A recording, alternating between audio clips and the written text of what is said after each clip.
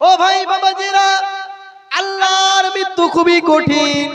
আল্লাহর সামনে হিসাব দেওয়াটা খুবই কঠিন। আল্লাহ রাব্বুল আলামিন 27 পারায় সূরা রহমানে বলে দিয়েছেন, ইয়া মাশারাল জিন্নি ওয়াল ইনস ইন ইসতাতাতুম আন তানফুযু মিন আকতারিস সামাওয়াতি ফানফুযু লা তানফুযুনা ইল্লা বিসুলতান। আল্লাহ রাব্বুল আলামিন কোরআনুল কারীমের মধ্যে জানিয়ে দিয়েছেন, হে আমার ইনসানেরা, হে আমার বান্দা বান্দীরা, হে আমার জিন জাতিরা, তোরা যদি চাস আমি আল্লাহ আমার মৃত্যু থেকে পলায়ন করবি, পলায়ন করে দেখা। না না না না না, তোরা পলায়ন করতে পারবি না, তোরা আমার মৃত্যু থেকে বাঁচতে পারবে না। আসমানে চলে যা, তবু আমার মৃত্যু থেকে বাঁচতে পারবি না।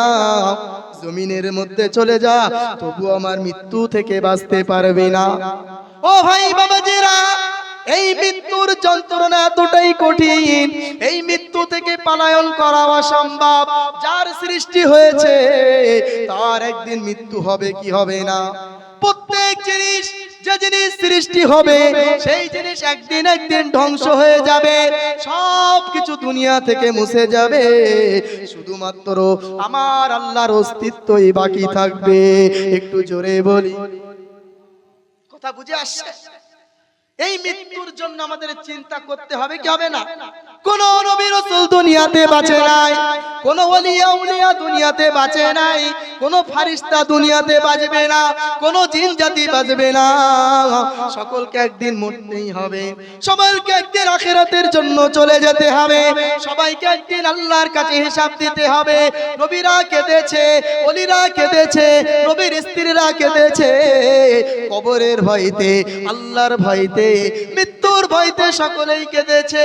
ও ভাই বাবাজিরা, ঈসা আলাইহিস সালামের মা মারিয়াম আলাইহাস সালাতু ওয়াস সালাম ইন্তেকাল করে কবরের মধ্যে চলে গিয়েছে। নবী ঈসা আলাইহিস সালাতু ওয়াস সালাম, ওনার একটা মুজিজা ছিল, মৃত্যু ব্যক্তির সঙ্গে তিনি কথা বলতে পারতেন। নবী হযরত ঈসা আলাইহিস সালাম নিজের মা মারিয়ামকে কবর থেকে তুলে বললেন, মা, ও মা, ও আমার জননী মা, আপনি বলুন না, বলুন, আপনি আমাকে ছেড়ে কবরে চলে গিয়েছেন, বলুন না, বলুন আপনার মৃত্যুটা কেমন হয়েছিল? নবীর মা মারিয়াম আলাইহিস সালাম, এই মারিয়াম আলাইহিস সালাম বাইতুল মাকদিসের মধ্যে থাকতেন, বাইতুল মাকদিসকে ঝাড়ু দিতেন। এই মারিয়াম আলাইহিস সালাম ওই বাইতুল মাকদিসের মধ্যে সারা দিন থেকে রোজা অবস্থায় থাকতেন। সন্ধ্যার বেলা কোন ইফতারের, দুনিয়ার কোন ইফতারের ব্যবস্থা থাকতো না, দুনিয়ার কোন খাবারের ব্যবস্থা থাকতো না। কিতাবের মধ্যে এসে, তাফসীরের মধ্যে এসে, ওই হযরত মারিয়াম আলাইহিস সালাম বাইতুল মাকদিসের মধ্যে থাকতেন। উপর থেকে জান্নাতের আঙ্গুরের গাছগুলো, আঙ্গুর ভর্তি গাছগুলো হযরত মারিয়াম আলাইহিস সালামের সামনে ঝুঁকে পড়ে যেত। সারাদিন রোজায় থাকতেন, বাইতুল মাকদিস পরিষ্কার করতেন। সন্ধে হলে খাবার কোনো ব্যবস্থা থাকতো না বলে জান্নাত থেকে ডাইরেক্ট আঙ্গুর গাছ ডাল সমেত মসজিদে আকসার মধ্যে, বাইতুল মাকদিসের মধ্যে চলে আসতো। উনি ওইটাই খেয়ে ইফতার করে কাটিয়ে দিতেন। একটু জোরে হবে না?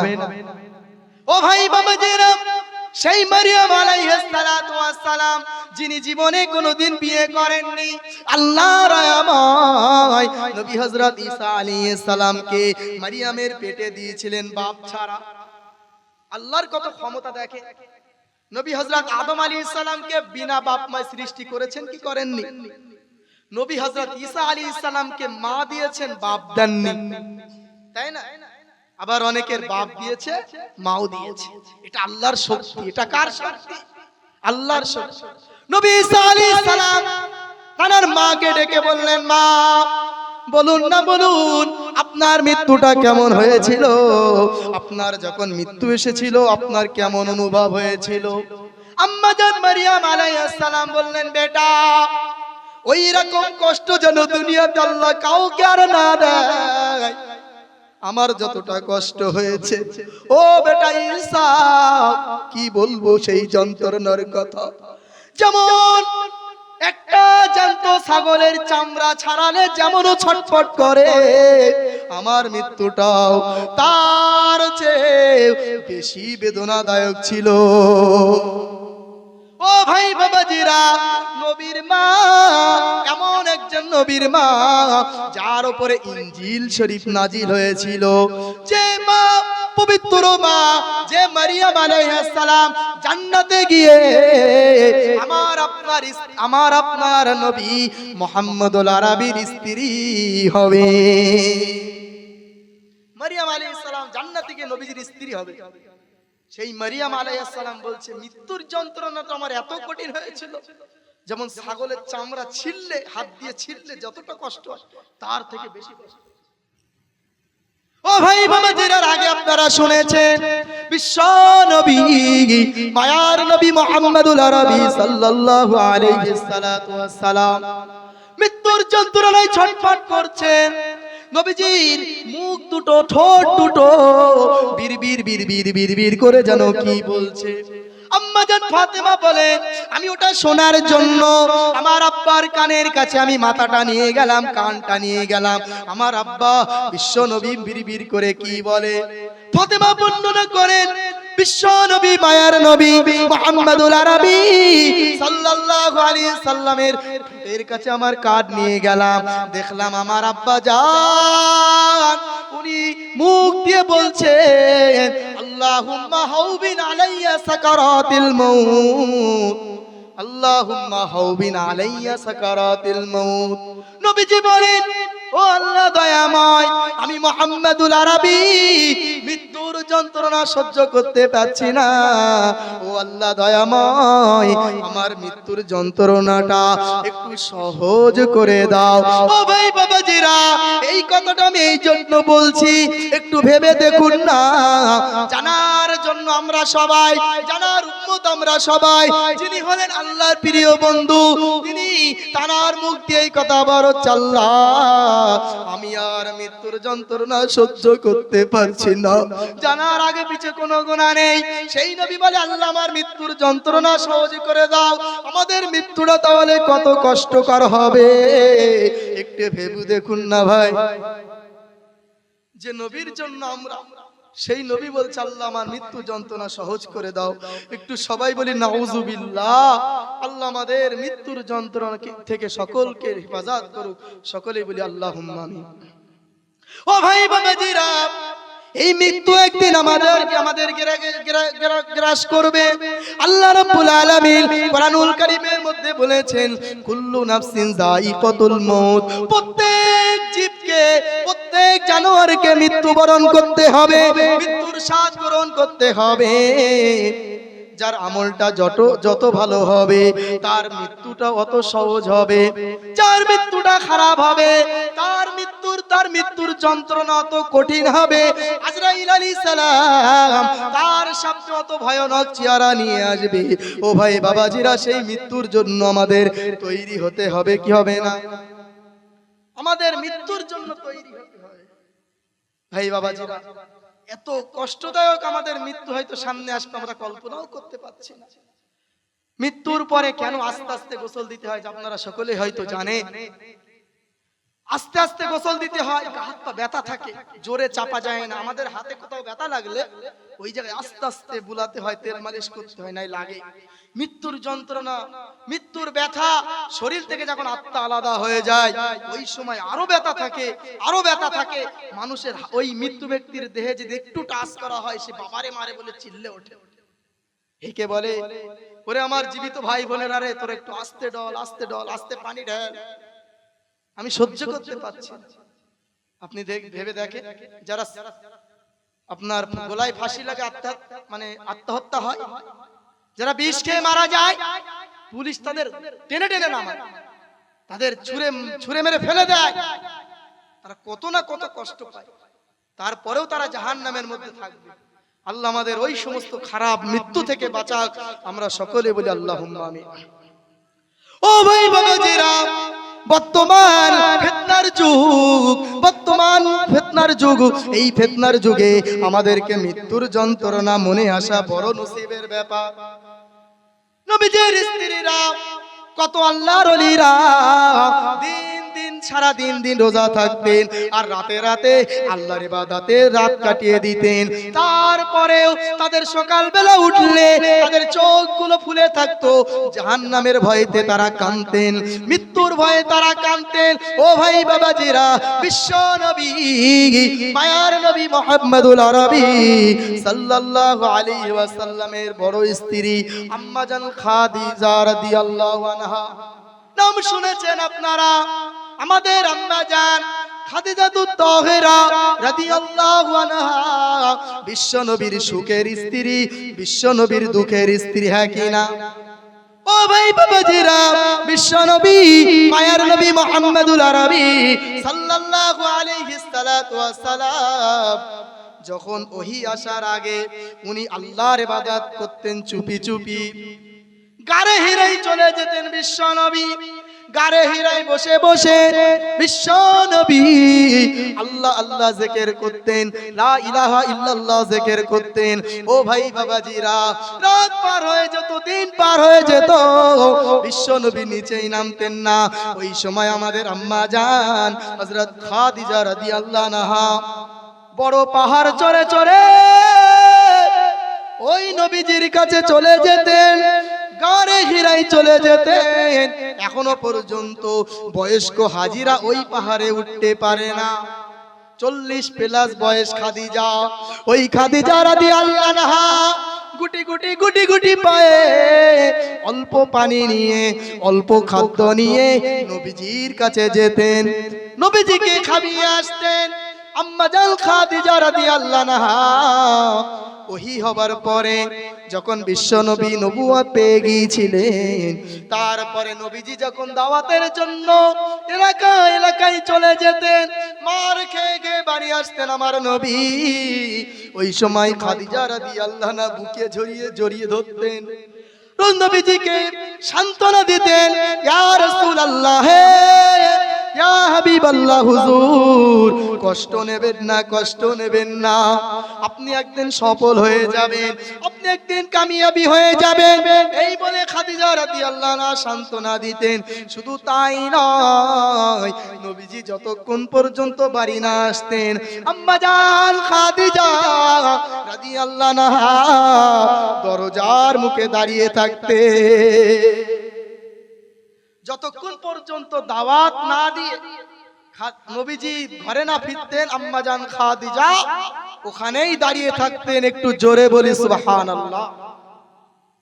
ওই খাদিজা রাদিয়াল্লাহু আনহা যিনি মহিলাদের মধ্যে সর্বপ্রথম ইসলাম এনেছিলেন। ও ভাই বাবাজিরা, মহিলাদের মধ্যে ইসলাম প্রথম খাদিজা রাদিয়াল্লাহু আনহা এনেছিলেন। আপনি ভেবে দেখেন, বর্তমান জামানায় নবীজি বলেছেন যে তুমি কেমন, তোমার স্ত্রী যদি তোমার স্ত্রীর কাছে গেলেই প্রমাণ হয়ে যাবে। স্ত্রী যদি বলে ভালো, তা আপনি সবার কাছে ভালো, আল্লাহর কাছে ভালো। স্ত্রী যদি বলে খারাপ, আপনি সবার কাছে খারাপ। বিশ্ব নবী মায়ার নবী মুহাম্মদুল আরবি বলে না, একটা কথা আছে না যে তুমি কেমন পীর, ওর স্ত্রীর কাছে গেলে খোঁজ পাওয়া যাবে পীর কেমন। স্ত্রী বলে যদি পীর, তো পীর। অনেক সময় অনেকেই পীর হয়ে বসে আছে, স্ত্রীর কাছে গিয়ে বলে আপনার পীর সাহেব, বলে ও আবার পীর, এরকম বলবে।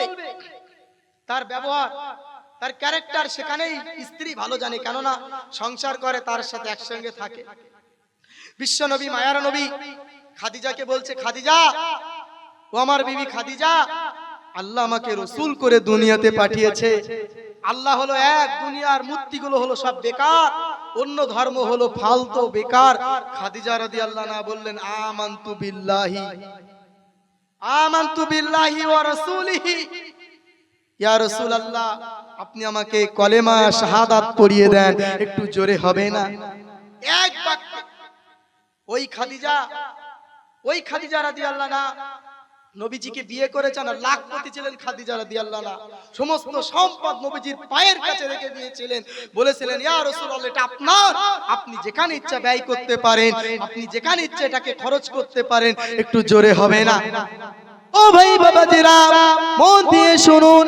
ওই আম্মা জান খাদিজা রাদিয়াল্লাহু আনহা যখন বয়স হয়ে গিয়েছে, উনি বুঝতে পেরেছেন আর বাঁচবো না আমি, বিশ্ব নবীকে ডেকে বললেন, ইয়া রাসূলুল্লাহ, ইয়া হাবিবাল্লাহ হুজুর, আমি দুনিয়াতে বেশি আপনার কাছে চাইনি, কোনোদিন আমি আপনার কাছে আমার কোনো শখ প্রকাশ করিনি, কোনোদিন আপনার কাছে কোনো ভালো কাপড় আমি চাইনি, কোনোদিন অলংকার চাইনি। ইয়া রাসূলুল্লাহ, ইয়া হাবিবাল্লাহ হুজুর, আমি আপনার কাছে তিনটে জিনিস চাই আমার মৃত্যুর সময়। নবীজি বললেন, খাদিজা, আমি চেষ্টা করব, আমার কাছে যেহেতু শক্তি আছে আমি শক্তি দিয়ে চেষ্টা করব তোমার এই তিনটে জিনিস পূরণ করার। আম্মা জান খাদিজা রাদিয়াল্লাহু আনহা বললেন, ইয়া রাসূলুল্লাহ, ইয়া হাবিবাল্লাহ হুজুর, আমি খাদিজা হয়তো আর দুনিয়ায় বেশি দিন বাঁচবো না। ইয়া রাসূলুল্লাহ, ইয়া হাবিবাল্লাহ হুজুর, আমি খাদিজা যখন মারা যাব আমার লাশটাকে কবরে দেওয়া হবে। ইয়া রাসূলুল্লাহ, ইয়া হাবিবাল্লাহ হুজুর, আমি খাদিজা ভয় করছি আমার কবরের মধ্যে হয়তো আগুন দাও দাও দাও দাও করে জ্বলবে। ইয়া রাসূলুল্লাহ, ওই জন্য আমি খাদিজা আপনার কাছে এটাই আবদার করছি, দুনিয়ার কোনো কাফন যেন আমার গায়ে না জড়ানো হয়। ইয়া রাসূলুল্লাহ, আমি চাই আপনার গায়ের একটা জুব্বা, আপনার গায়ের ওই জুব্বা, যে জুব্বাটা পরে আপনি ইবাদত করেন, যে জুব্বাটা পরে আপনি তাহাজ্জুদের নামাজ পড়েন, ইয়া রাসূলুল্লাহ, ইয়া হাবিবাল্লাহ হুজুর, ওই জুব্বাটা পরিয়ে আমি খাদিজা আমাকে কবরে দাফন করবেন। ইয়া রাসূলুল্লাহ, আমার দ্বিতীয় নম্বর শর্ত হলো আমি খাদিজা যখন মারা যাব, আমি খাদিজা আমার লাশটাকে কবরে রাখা হবে। ওই লাশ রাখার পূর্বে ইয়া রাসূলুল্লাহ, ইয়া হাবিবাল্লাহ হুজুর, আমার লাশটাকে কবরে রাখার পূর্বে আপনি একটু কবরে নামবেন। কবরে নামার পরে আপনার দেহ মুবারকটা একটু কবরের মধ্যে লাগাবেন, যাতে করে কবরের মাটি দুই দিক থেকে আমাকে চেপে না ধরে। আমি খাদিজা ভয় করছি আমাকে কবর দেওয়ার পরে হয়তো কবরের মাটি আমাকে চেপে পিষে মেরে ফেলে দিতে পারে। ইয়া রাসূলুল্লাহ, ইয়া হাবিবাল্লাহ হুজুর, যদি ওই কবরে আপনার দেহের কোনো সোবাত থাকে, আপনার দেহের স্পর্শ থাকে, হয়তো কবর ভয় করবে আমাকে চেপে দিতে। ইয়া রাসূলুল্লাহ, আমার ৩ নম্বর শর্ত হলো সবাই চলে যাবে, দাফন করার পরে সবাই সমস্ত সাহাবীরা চলে যাবে। ইয়া রাসূলুল্লাহ, ইয়া হাবিবাল্লাহ হুজুর, আপনি যেন চলে যাবেন না, কেননা আমি শুনেছি আপনার মুখ থেকে মানুষ কবর দাফন করার পরে 40 কদম যেই চলে যাবে মুনকার নাকির চলে আসবে। মুনকার নাকির এসে জিজ্ঞাসা করবে, মান রব্বুকি মান নবিয়ুকি, ওরে খাদিজা রে তোর প্রভুকে, ওরে খাদিজা তোর নবীকে। আমি খাদিজা ওই সময় যদি উত্তর না দিতে পারি, ইয়া রাসূলুল্লাহ, সবাই চলে যাবে কিন্তু আপনি চলে যাবেন না, আপনি ওখানে দাঁড়িয়ে আমার তরফ থেকে উত্তর দিয়ে দেবেন। এই 3টে শর্ত আপনার কাছে রাখছি। ভেবে দেখুন যে খাদিজার জন্য নবীজি অটোমেটিক কাঁদতেন, যে খাদিজা নিজের জীবনকে রাসূলের পায়ের কাছে বিলীন করে দিয়েছে, সেই খাদিজা কবরের জন্য কত কাঁদছে। আজকে আমাদের কবরের এক কিঞ্চিত আমাদের অন্তরে আসে না। আমরা বসে রয়েছি কে কার কখন অর্থ হবে, কার কখন দামি দামি গাড়ি হবে, কার স্পেশাল ঘর হবে, কখন বিল্ডিং হবে, 2 কাঠা জমি আমার হবে, রাস্তার ধারে সুন্দর একটা ঘর বানাবো, ব্যালকনিওয়ালা ঘর বানাবো, এই আশায় আমরা বসে আছি। ও ভাই বাবাজিরা, বিশ্ব নবী মায়ার নবী মুহাম্মদুল আরবি সাল্লাল্লাহু আলাইহি ওয়াসাল্লাম হাদিসের মধ্যে বলেছেন, আবু দাউদ শরীফের হাদিস, বিশ্ব নবী বলেছেন, বিশ্ব নবী মায়ার নবী মুহাম্মদুল আরবি সাহাবীদের সামনে একটা গোল দাগ কেটেছেন। গোল দাগ কাটার পরে মাঝখান দিয়ে একটা লম্বা দাগ কেটে দিয়েছেন। ওই লম্বা দাগটা গোল দাগ থেকে আর একটু বাট্টি কেটে দিয়েছেন।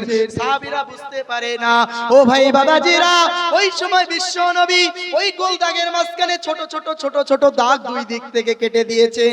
আল্লাহর নবী বলেন, ও আমার সাহাবীরা, বাবা শুনে রাখো, জেনে রাখো, এই গোল দাগটা হলো পৃথিবী। এই গোল দাগটা হলো পৃথিবী, আর এই মাঝখানের দাগটা হলো মানুষ। এই যে গোল দাগটা আমি কাটলাম, এটা হলো পৃথিবী, মাঝখানে একটা দাগ, এটা হলো মানুষ। আর ওই গোল দাগের আশপাশে ছোট ছোট এরকম দাগ আছে, ওটা হলো পৃথিবীর আশা, আশা, মনের চাহিদা। নবীজি বলছেন মানুষ তার একটা চাহিদা পূরণ করতে করতে করতে করতে একদিন গোল দাগের শেষ পর্যন্ত পৌঁছে যায়। গোল দাগের শেষ পর্যন্ত পৌঁছানো মানে তার মৃত্যু এসে যায়। মৃত্যু তো চলে আসে, তার সে মরেও যায়। নবীজি একটা লম্বা দাগ, ওই গোল দাগের বাটটি একটা দাগ কেটেছিলেন, ওইটা মানে হলো মানুষের আশা ভরসা এখনো থাকে। মৃত্যুর কোলে ঢলে পড়ে যাচ্ছে, তবুও এখন অনেক আশা ওর অন্তরের মধ্যে আছে। ও চায় আল্লাহ 2 বছর বাঁচলে এই আশাগুলো পূরণ করে নিতে পারে। ভাই বাবাজিরা, বিশ্ব নবীর অন্য এক হাদিসের মধ্যে আছে, মানুষকে যদি 1 বিঘে সম্পত্তি সোনার জমি দেওয়া হয়, কিসে? সোনার জমি। মানুষ চাইবে আমার আরো 1 বিঘে ওই রকম সোনার সম্পদ হোক, ওই রকম সোনা, যেখানে সোনা ভর্তি যে জমিতে, ওই সোনা ভর্তি জমি আমারও আর একটা হোক। নবীজি বলছেন মানুষের আশা ভরসা কমে, মানুষের আশা ভরসা কমে না। তার মৃত্যু চলে আসে, তবুও তার অন্তরে এখন আশা ভরসা থাকে কি থাকে না? আমার কথা বুঝে আসছে তো? একটু দরুদ শরীফ পড়ি, আল্লাহুম্মা।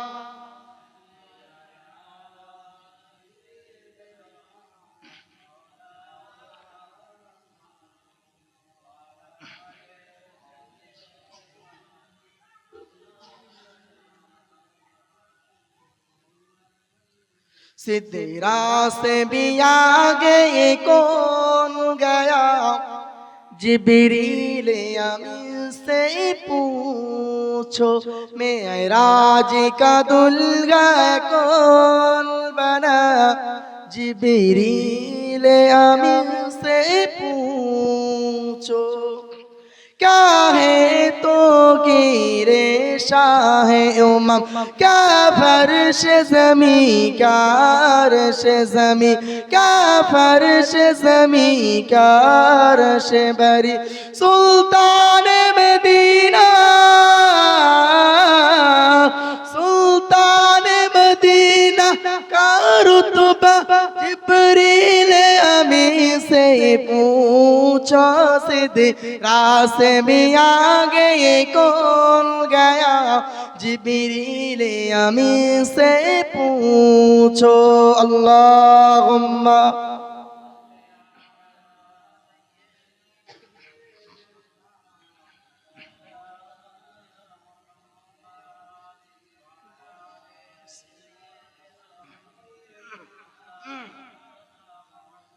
ও ভাই বাবাজিরা, ওই খাদিজা রাদিয়াল্লাহু আনহা কবরের ভয় করেছেন।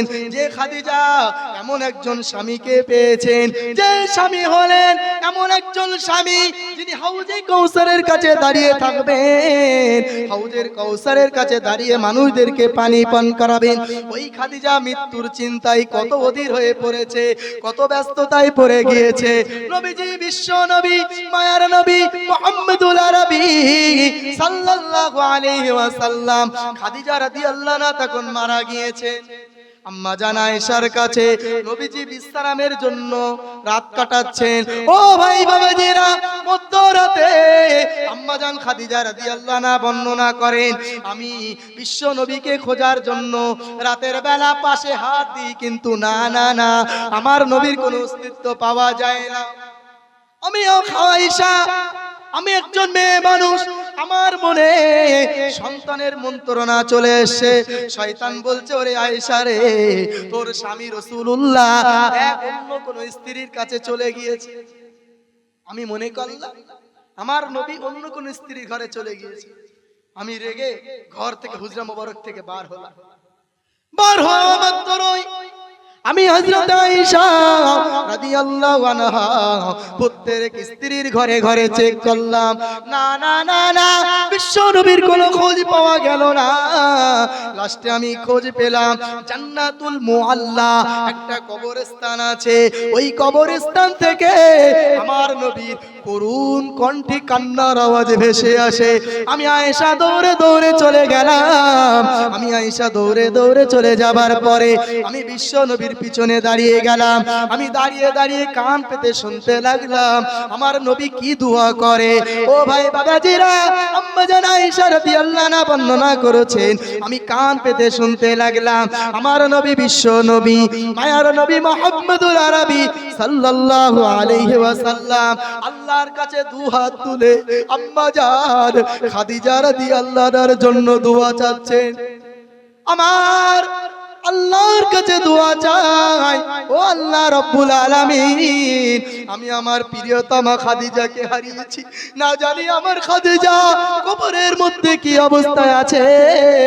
ও আল্লাহ, যদি আমার খাদিজা কবরের মধ্যে কোনো প্রকারের শাস্তি ভোগ করে, আল্লাহ গো তুমি তার কবরের আযাবকে maaf করে দাও।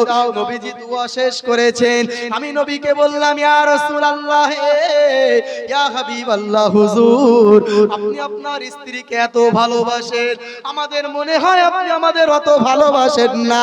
বিশ্ব নবী বলেছিলেন, ও আয়েশা শুনে রাখো, জেনে রাখো, আমার খাদিজা হলো দুঃখের সময় আমার সঙ্গিনী, আমার দুঃখের সময় কেউ আমার পাশে ছিল না।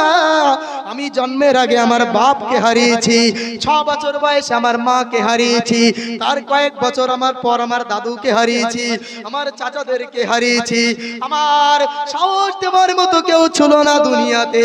চাচারাও আমার বিরুদ্ধে হয়ে গিয়েছিল, আবু লাহাব চাচা, আবু জেহেল চাচা, তারা আমাকে মারার জন্য রেডি থাকতো, আমার চাচিরা আমাকে মারার জন্য, হত্যা করার জন্য রেডি থাকতো। ওই সময় আমার একমাত্র দুনিয়ার সঙ্গিনী ছিলেন, সে হলো আমার বিবি খাদিজা। ও আয়েশা, তোমরা কখনো আমার বিবি খাদিজার স্থান নিতে পারবে না। আরো জোরে হবে না সুবহানাল্লাহ। হে আয়েশা, আমার বিবি খাদিজা হলো আমার দুঃখের সময়ের স্ত্রী, আর তোমরা হলে আমার সুখের সময়ের স্ত্রী। একটু জোরে হবে না? ও ভাই বাবাজিরা, মৃত্যু অত সহজ নয়, মৃত্যু অত সহজ নয়, বিশ্ব নবীর স্ত্রী হওয়াটা সহজ নয়। বিশ্ব নবীর স্ত্রী হয়েছে, তারপরেও কবরের জন্য কত চিন্তা করেছে। ও ভাই বাবাজিরা, মন দিয়ে শুনুন, আল্লাহ রাব্বুল আলামিন মৃত্যু এমনি এমনি বানায়নি। আল্লাহ সূরা বাকারা, আল্লাহ রাব্বুল আলামিন 29 পারায় সূরা মুলকের মধ্যে বলেন, আল্লাযী খালাকাল মাউতা ওয়াল হায়াতা লিয়াবলুয়াকুম আইয়ুকুম আহসানু আমালা। আমি আল্লাহ দয়াময় দেখতে চাই দুনিয়ার মধ্যে আমার বান্দা বান্দির মধ্যে সকলেই মারা যাবে, আমি আল্লাহ রাব্বুল আলামিন এটাই দেখবো কাল কিয়ামতের মহাময়দানে কে কত ভালো কাজ করতে পারে, কার তুলনায় কার বেশি আমল ভালো। যার আমল বেশি ভালো হবে আল্লাহ দয়াময় তাকে প্রথমেই জান্নাতে দেবে। একটু জোরে বলি। ও ভাই বাবাজিরা, শুধু তাই নয়,